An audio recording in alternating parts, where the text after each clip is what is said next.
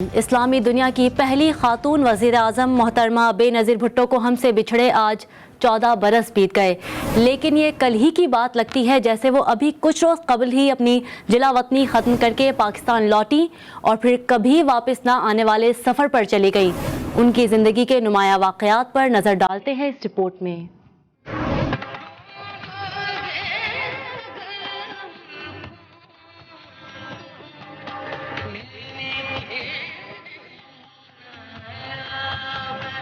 عظیم leader بے نظیر بھٹو 21 جون 1953 کو سابق وزیر اعظم ذوالفقار علی بھٹو کے گھر پیدا ہوئی۔ بے نظیر نے ابتدائی تعلیم کراچی اور اعلیٰ تعلیم امریکہ سے حاصل کی۔ 1977 میں جنرل ضیاء الحق نے ملک میں مارشل لاء نافذ کر دیا۔ بے نظیر بھٹو نے 1979 میں اپنے والد ذوالفقار علی بھٹو کو پھانسی دیے جانے کے بعد قید و بند کی صعوبتیں برداشت کی۔ بعد ازاں انہیں جلا وطن کر دیا گیا۔ 1986 میں جلا وطنی ختم کر کے لاہور واپس پہنچی تو ان کا فقید المثال عوامی استقبال ہوا۔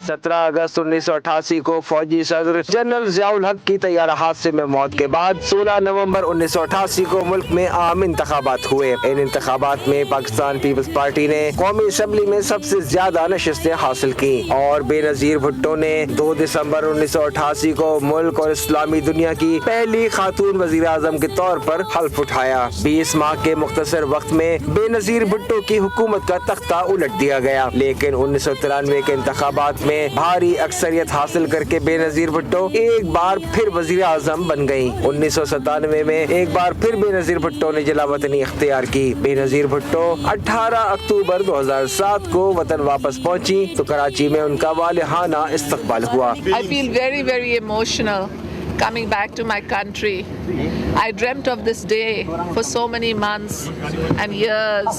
I counted the hours, I counted the minutes and the seconds just to see this land. استقبالی جلوس میں بے نظیر بھٹو پر پہلا قاتلانہ حملہ ہوا جس میں وہ محفوظ رہیں۔ 27 دسمبر 2000 کی شام لیاقت باغ راولپنڈی میں ہونے والی دہشت گردی میں پاکستان اس عظیم لیڈر سے محروم ہو گیا۔ بے نظیر بھٹو جلسے کے اختتام پر جیسے ہی باہر نکلی تو عوام کا ایک جم غفیر تھا۔ بی بی شہید اپنی گاڑی کے روف شیڈ سے سر باہر نکال کر اپنے چاہنے والوں کو ہاتھ ہلا رہی تھی کہ اچانک ایک خودکش دھماکہ ہوا اور ساتھ ہی گولیاں چلیں۔